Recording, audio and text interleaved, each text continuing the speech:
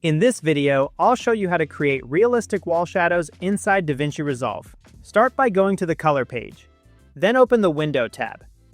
Select the Rectangle tool, and draw a shape that represents the area where your light will hit the wall. Adjust the softness controls to define how diffused you want the light to be. Next, open the HDR wheels, and slightly increase the global exposure until the brightness looks right for your scene. Now, move to the Tracker panel. Switch to Interactive mode. Then draw a rectangle around your subject in the viewer. Click Delete Points so that tracking points remain only on the background area. Track the shot forward to make sure the window mask sticks correctly to the wall or background.